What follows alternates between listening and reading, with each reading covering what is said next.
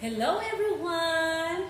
This is Teacher Ale, your Science 7 teacher for today. How are you today, class? Okay, very good. I am very much happy that we are all fine and healthy. Thanks be to God for that. Before we will start our proper discussion, let us apply first and understand some of the virtual classroom rules. Number 1. Find a quiet place free of distractions like your TV, your parents, toys, your pets, your siblings, and etc. Number 2, show up in time for class and wait to be admitted into it if it is needed. Number 3, always be respectful when your video is on. No inappropriate or hand gestures. Number 4, stay on mute. Click and raise hand button if you have questions or something to share. Number 5, stay on task and focus so you do not miss anything the teacher say. Okay, so I hope that we will all remember those virtual rules all throughout our discussion.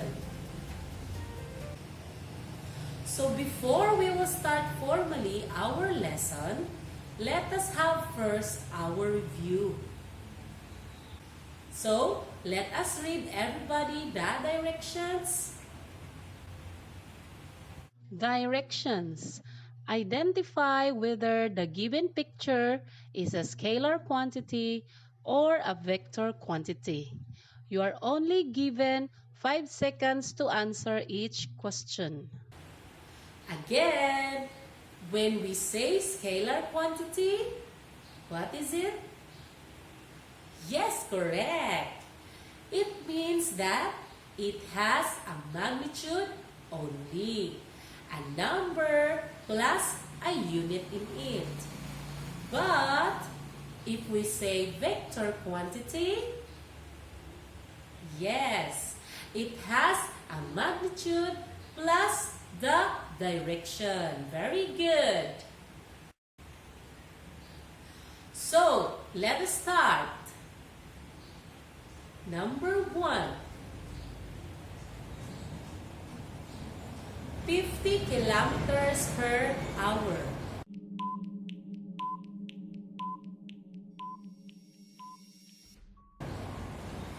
Very good. That is a yes, it's a scalar quantity. Number 2. Next 96 kilometers, you can see the different animals like camel, kangaroos, and panda bear. What's the answer?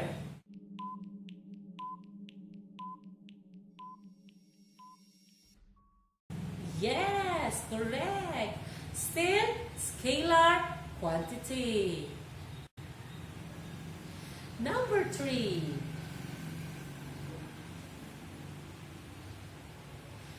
Kids Park 300 meters going right. Lake 6 kilometers going north. Golf club 15 kilometers going north.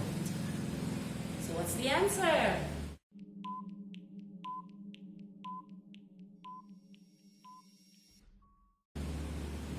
Very good. The answer is vector quantity. And the last number is number 4. Yes, Hacienda Chichen and Yankin Spa, 2 kilometers going right. So what's the answer again?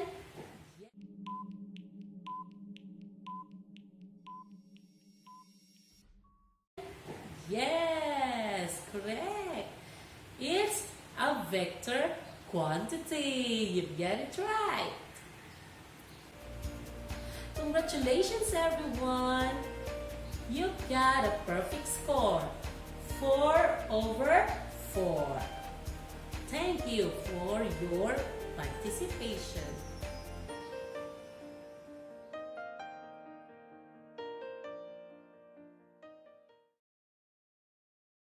Many of the things around us move. Some move slowly, like turtles and clouds. Others move faster, like trains and cars. But how can you say that an object is in motion? Take a look at this example. Is the ambulance car carrying the vaccine in motion? You're correct. The ambulance car is in motion. But what are your bases in saying that the car is in motion? You are right. The car is in motion because its position is changing. It moves from the airport to the hospital. So when an object changes position during a period of time, the object is said to be in motion. To find out if there is really a change in position, we will use a reference point. Reference point. A reference point is defined as the starting point or the origin for measuring motion. It is our basis in determining if an object or body is changing its position. In our previous example, the airport is where the ambulance started moving. So, in this case, the airport is our point of reference. In reaching the hospital, the ambulance is changing its position or location from the airport to the hospital. Therefore, motion has been observed. To define, motion is a continuous change in position with respect to a reference point for a particular time interval. When an object is not changing its position at a given time interval, it is said to be at rest. So, in line with these concepts, this morning, let us discuss about distance and displacement.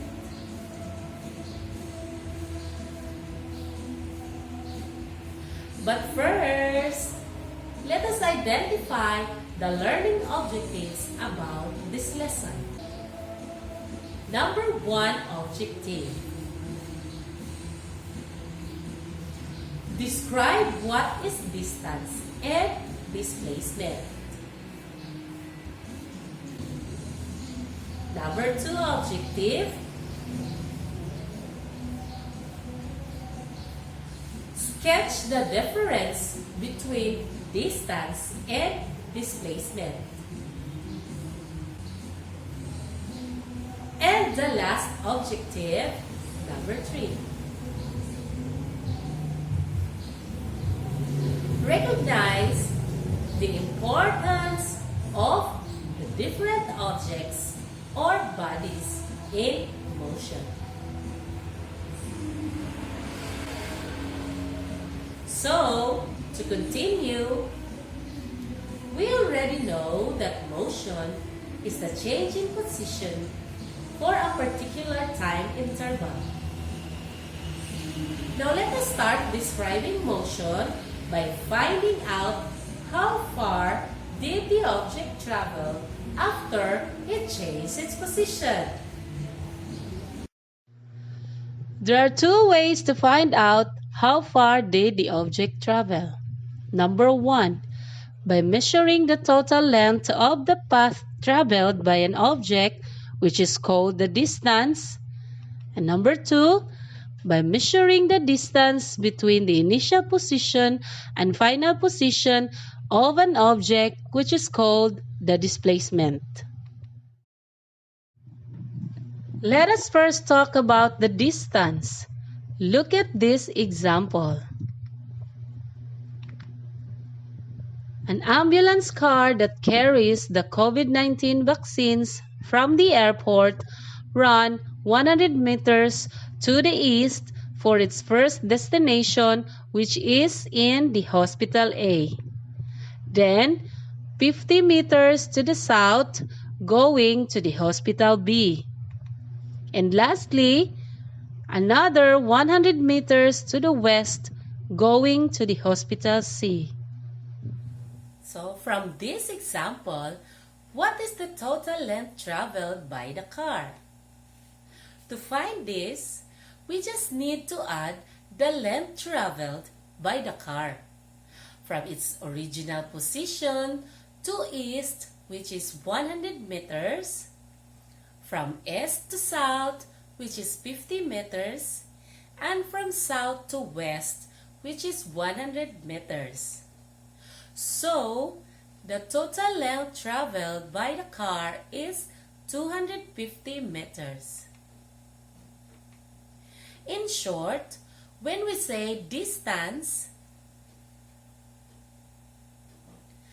distance is the total length of the entire path that the object or a person traveled in moving from one place to another. Distance also is a scalar quantity, is specified by a magnitude alone. They are described by a single number indicating size, magnitude, or dimension. Example is 50 meters, which is the magnitude for distance. 50 is the number and meter is the unit. The standard unit of distance in the International Systems of Unit is meter. This can be represented by small letter m. To get the distance traveled by an object, we just need to add all the lengths of the path covered by an object. It can be represented by the formula small letter d, which is the distance traveled is equal to total distance traveled equals d1 plus d2 plus d3, wherein d1 is distance 1, d2 for distance 2, and d3 for distance 3. This will depend on the number of lengths covered by an object.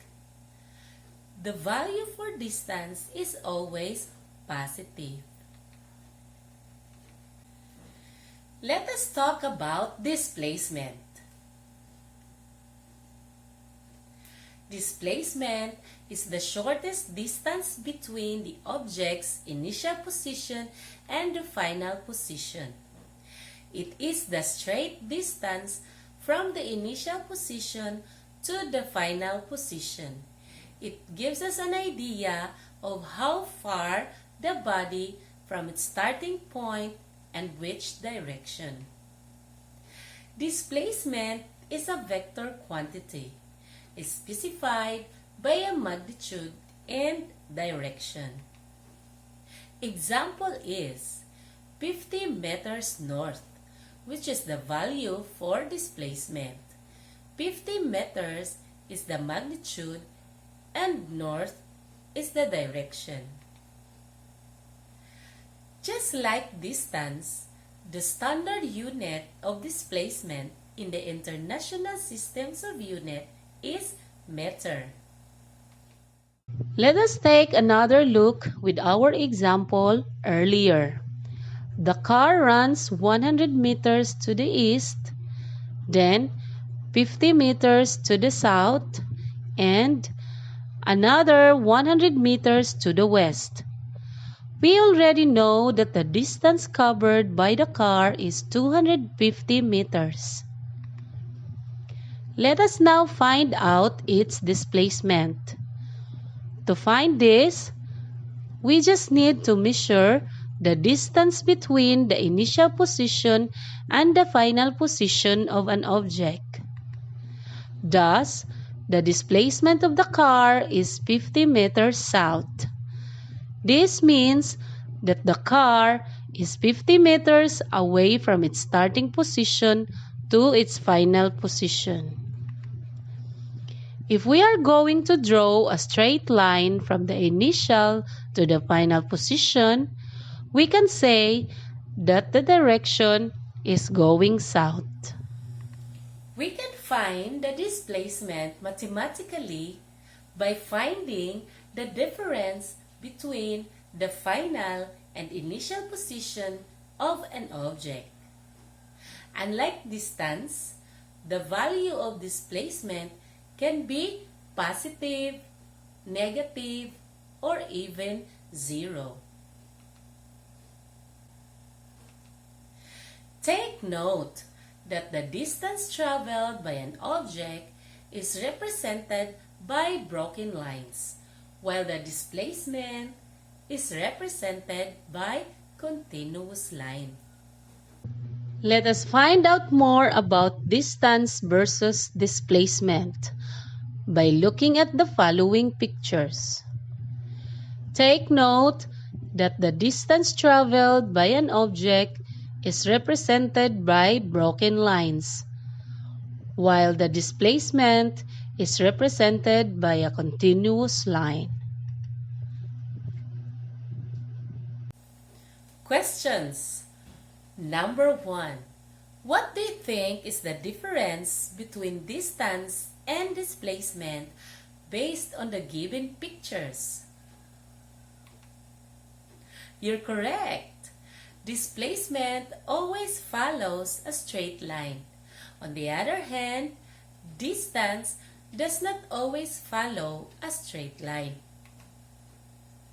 Displacement measures the length of the straight line that connects the object point of origin and its point of destination. On the other hand, distance measures the total path traveled by an object. Question number 2. Can displacement be equal to distance? Yes, of course. This can happen when the path traveled is straight line. In this example, the distance traveled by the car from the airport to the hospital is 100 meters and the displacement is 100 meters west. Third question. Can displacement be greater than distance? Why? The answer is no. It can be shorter, but it cannot be greater than the distance. Remember, displacement is the shortest length between the point of origin to its point of destination. fourth question. If the ambulance car in the illustration go back to its starting position, what will be its total distance? What will be its displacement? Yes, you're correct. Its distance will increase 2 times or doubled, but its displacement will become 0. Why? It is because the starting position of the car and its final position are the same. Thus, we cannot measure the distance between them. And that's the difference between distance and displacement. So, in this lesson, we are able to describe motion by answering how far did the object travel using the concepts of distance and displacement. So, for me to know whether you have understood our discussion, I want you to answer all these 4 questions. You are only given 10 seconds to answer each question. Let us read everybody the directions. Directions. Identify what is being referred to in each sentence. Number 1.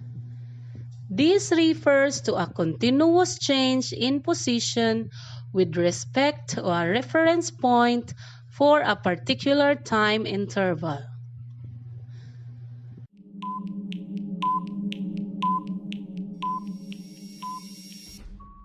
Correct. The answer is motion. Number 2. Refers to the total length of the entire path that the object or a person traveled in moving from one place to another.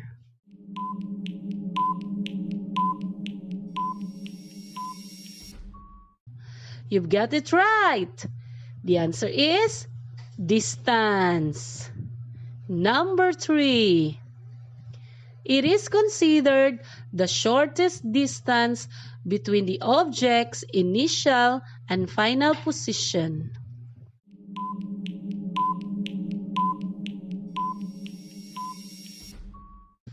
Perfect! The answer is displacement. And the last number, number 4. This is the starting point or the point of origin for measuring motion.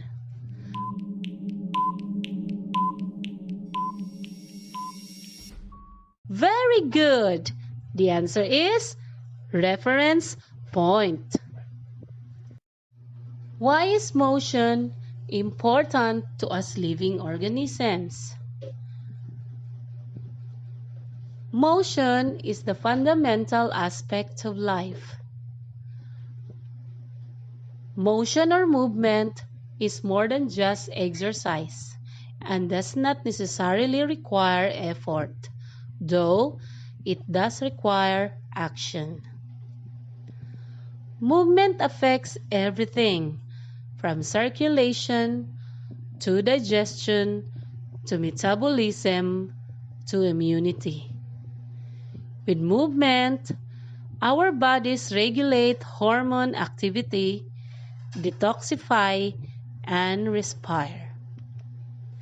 By moving, we can catch or find food, escape or hide from enemies, and find mates to have young. By moving, you are strengthening your muscles, which improves stability, balance, and coordination. Motion or movement requires force to cause that change. The time you take to travel the distance depends upon speed. The distance traveled is measured as the length of a line between the start and end of a motion. It is an important aspect in physics. In our lives, motion is important and impacts so many things that we do. So this time, let us evaluate whether you have really got good concepts in our mind or in your mind about the lesson. I want you to answer these 5 questions only in a multiple choice type of test. You need to answer each question within 10 seconds only. Let us read everybody the directions. Directions. Choose the letter that corresponds to the correct answer. Write your answer in a 1/4 sheet of paper. Number 1. What is the SI unit for distance and displacement? Letter A, millimeter. B, kilogram. C, meter. D, hour. Timer starts now.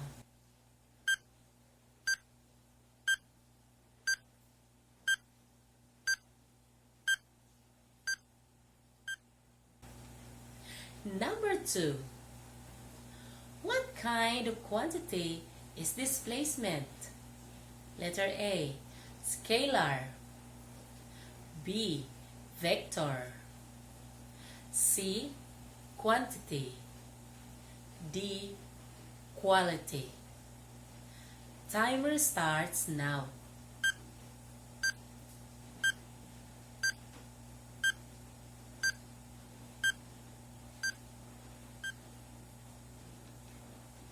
Number 3.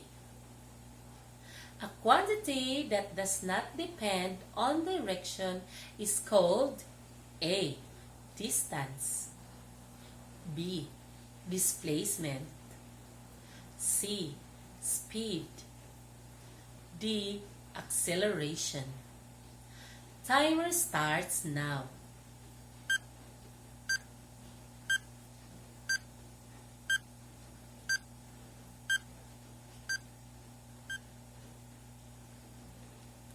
Number 4. Elsa is sitting very still in a chair, but Jose claims that Elsa is moving. Jose is true if the point of reference is the blank. A, chair. B, floor. C, earth. D, sun.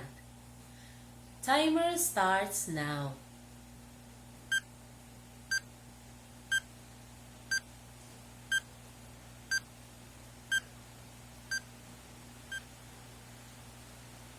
Number 5. An object is in motion if it changes position relative to a blank. A, ground. B, location.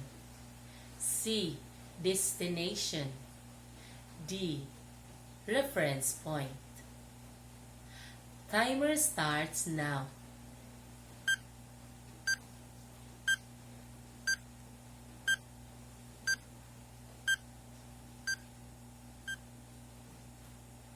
Time is up! You can send your answer through a personal text or through a Facebook Messenger. Just message me, class. I will send your score after if I will receive all your answers. Thank you very much, class, for your cooperation. Directions. Answer the following questions in a 1/2 crosswise and pass it next meeting. Number 1. Define what is an average speed and average velocity. Number 2. Give the different formulas of the two quantities and give the steps on how to solve a worded problem using the acquired formulas. Again, this is Teacher Ale, your Science 7 teacher for today. That is all for today, class. See you next time. Bye-bye!